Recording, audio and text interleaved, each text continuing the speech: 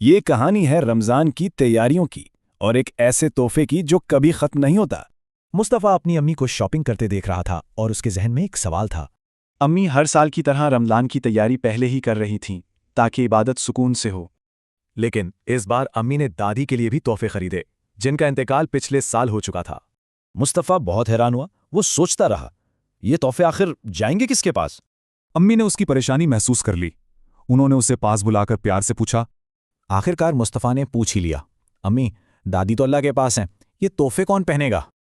امی مسکرائیں اور بولیں، یہ تحفے کسی ضرورت مند کو دیں گے اور ثواب دادی جان کو ملے گا۔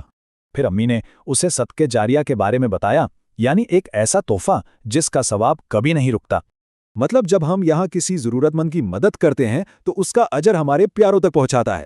جیسے کسی بھوکے کو کھانا کھلانا یا سردی میں کسی کو گرم کپڑے دینا، ان سب کا اجر ہمیشہ ملتا ہے۔ اور جب نیک اولاد کوئی اچھا کام کرتی ہے تو اس کا ثواب والدین کو بھی پہنچتا ہے۔ یہ سن کر مصطفیٰ کی آنکھیں چمک اٹھیں اور اس کے ذہن میں ایک بہت اچھا خیال آیا۔ اس نے فوراً امی سے پوچھا، کیا میں بھی دادی کو کوئی تحفہ بھیج سکتا ہوں؟ امی نے کہا، ہاں بیٹا، تم قرآن پڑھ کر اس کا ثواب اپنی دادی کو بھیج سکتے ہو۔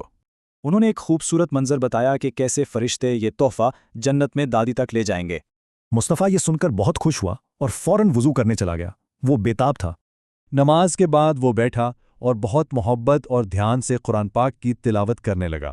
اور پھر اس نے اس تلاوت کا ثواب اپنی دادی کے لیے ایک خاص تحفے کے طور پر پیش کیا۔ تو اصل تحفہ تو نیک عمل ہی ہے جس کی برکتیں کبھی ختم نہیں ہوتی۔ تو سوچنے کی بات یہ ہے کہ ایسا کون سا چھوٹا سا نیک عمل ہم کر سکتے ہیں جو کسی اپنے کے لیے ابدی تحفہ بن جائے۔